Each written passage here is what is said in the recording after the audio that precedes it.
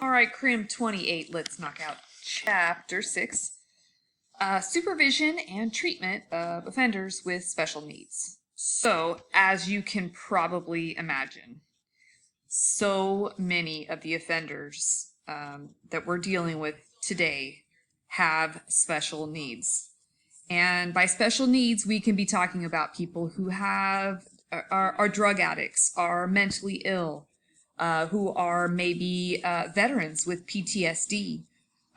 We have so many different types of offenders with so many different types of issues. It's really difficult for probation, parole, any type of a correctional officer to be a master of all these different types of needs that offenders have. So consider this, and even police officers. A lot of people will judge police officers and say, well, that officer should have known not to deal with a person with epilepsy like that. Well, think about it. If you don't know anyone with epilepsy, you've never dealt with a person with epilepsy, would you know how to deal with a person who's epileptic? I wouldn't. I happen to have a bunch of people in my family with diabetes, so I'm real familiar with that. But and I consider myself relatively, I'm no rocket scientist, but I'm relatively educated. So this is one of those areas where it gets really tricky trying to deal with so many different types of offenders with so many different types of needs. So, okay, learning objectives, we're going to talk about all kinds of different types of therapeutic communities and needs and how to give the best services that you can to these offenders. So intensive supervision. It is just like it sounds. People are supervised very intensively, meaning they are under a very watchful eye, okay? Specialized caseloads. These are things like, let's say, sex offenders. And again, I probably use sex offenders a lot when I'm talking about these types of caseloads, but a lot of times they're pretty high risk offenders, and the damage that a sex offender can do is typically pretty significant. So many times they are considered high risk, and so they are under intensive supervision and under specialized caseloads, closely surveilled. They have more conditions than your average offender, and they have more treatment exposure, meaning they have to do more things. There's more programs. Maybe they have GPS type of devices. They're just more limited because of the risk that they pose to the community. Intensive treatment is as important as the intensive supervision. And again, I'm going to focus on, I'm using sex offenders as the example because the treatment that they receive is also really important, because if we don't have a sex offender in check, or a severely mentally ill offender in check, the results could be disastrous. So intensive supervision is working with specialized caseloads. It's important if you're going to work a specialized caseload like a sex offender. It's important that you understand the issues that are specific to that particular type of offender. We were doing a search one time, and I happened to go out and do a search with the sex offender probation officer. And we went out and were searching the offender's car. And I didn't even for a second consider the fact that there was a car seat in the back of the sex offender's car. To me, it didn't jump out at me as anything other than, oh, there's a car seat in the car. She immediately was horrified that the sex offender had a car seat in the back of his car. And of course, I probably should have been too, but it wasn't something I was really programmed to look for because I didn't supervise sex offenders. So even, small stuff like that becomes really important with these specialized caseloads. So offenders who are addicted to drugs and alcohol, not surprisingly, a lot of the offenders that are on probation and parole have issues with drugs and alcohol.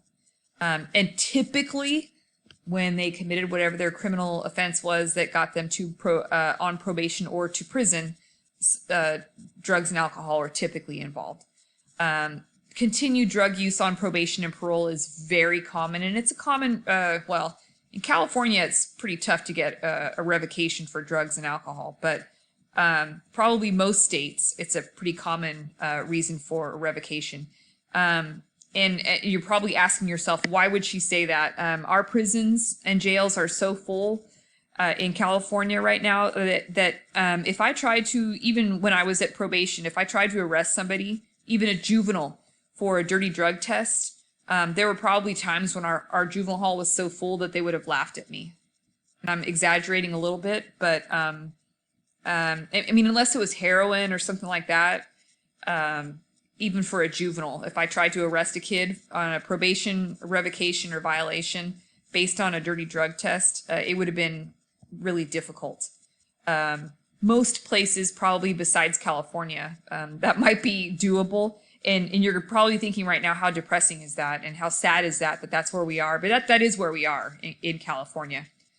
Prescription medications can be used that decrease cravings. I had a young lady on my caseload who was a heroin addict and attended Clovis West High School. So she went every morning to the methadone clinic, and she took her methadone and then went off to high school. So that decreased her cravings for heroin. So that's, yeah, you can also take other types of medications that will make you not want alcohol. Drug courts are something that are commonly used. And typically these are courts where offenders are pretty highly supervised, and they follow a program. They attend counseling, go to court regularly, do a lot of drug testing, and if they comply, they don't end up going to jail. Kind of skip through that. Therapeutic communities. These are residential communities or facilities targeted for drug addicts. So we're talking about kind of like group home-ish type places for drug addicts, halfway houses, things like that. With the therapeutic community environment, there are challenges. When you have a bunch of drug addicts living together, does that create a problem, or can it? Yeah, it really can. But these are basically your inpatient type of substance abuse programs. Supervising offenders who are mentally ill. As you're probably aware, we don't have we have very few, I should say, not a lot of, we have very few facilities where mentally ill offenders can actually be housed. It was deemed cruel and unusual. So basically all of these, what do you call them, like mental asylums, they were all closed down in probably the 1970s. So all the mentally ill people were basically let out into the streets, and they without services. So a lot of people in custody, on probation, on parole, are mentally ill. And you know, the sad part is a lot of these people don't know where to go to get the services that they need. I could show people, I could walk them, I could drive them to receive the services as a probation officer, and they still weren't going to go get it, which is kind of one of those frustrating parts about being a probation officer or parole agent. But between 5 and 10% of parolees have serious mental illness. I think that number is low. I'll be very honest with you. 16% of all probationers have general mental health needs. I think that number is low as well. I think, yeah, I would be shocked if that number would be accurate in Fresno. But supervising an offender who is mentally ill is very challenging. Trust me, I have been there. Very challenging, especially, and again, I was a probation officer. How much training do you think I had in treating the mentally ill?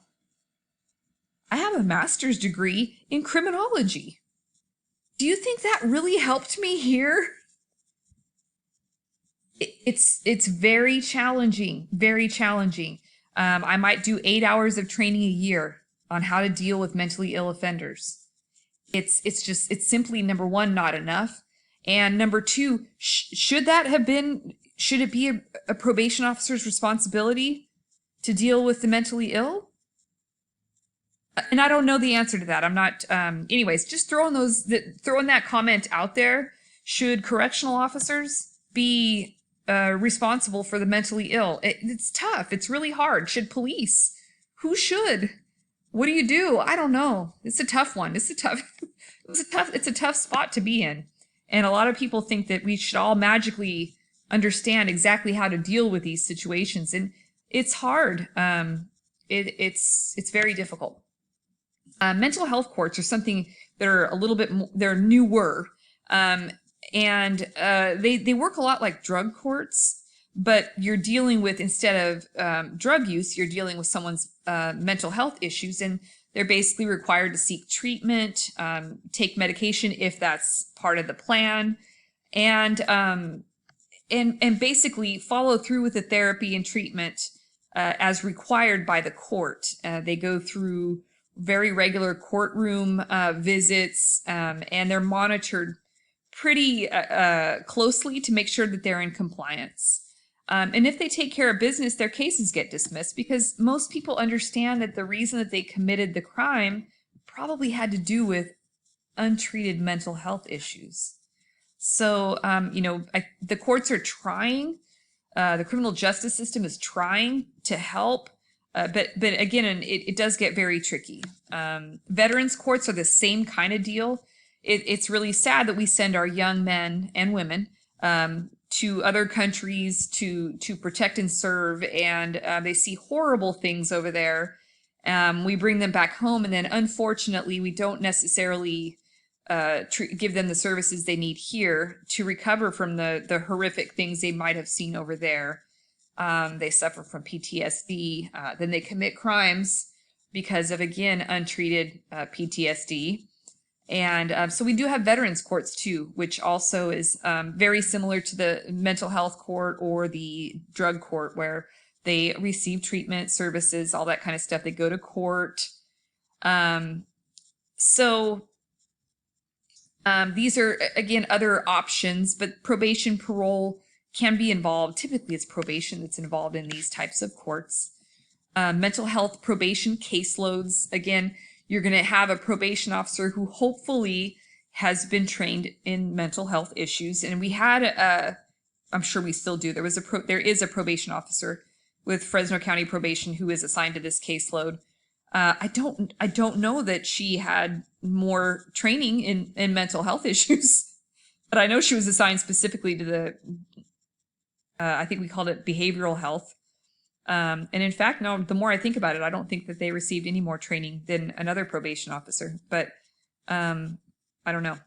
But according to this, their caseloads should be smaller, and they should receive training in mental health issues. Interesting. Outpatient community clinics, avoid incarceration so this, again, we're talking, I don't believe we really have any of these mentally impaired offenders. I don't believe we have mental health community clinics in Fresno. Community-based residential facilities, inpatient residential facilities as an alternative for jail. This is probably, again, kind of a halfway house type of deal, which I don't, we do have a few of these in Fresno. And my favorite, supervising the sex offenders. Period of supervision is longer for sex offenders. And again, not again. Sex offenders are an interesting group to supervise because they comply. If you tell them that they have to complete an 18-month program, they will complete that 18-month program just so they can get off probation. That doesn't mean that they believe anything that they have done. It does that any of the treatment that they have done. They will literally go through the motions so that they can get off probation and just go back to what they were doing before.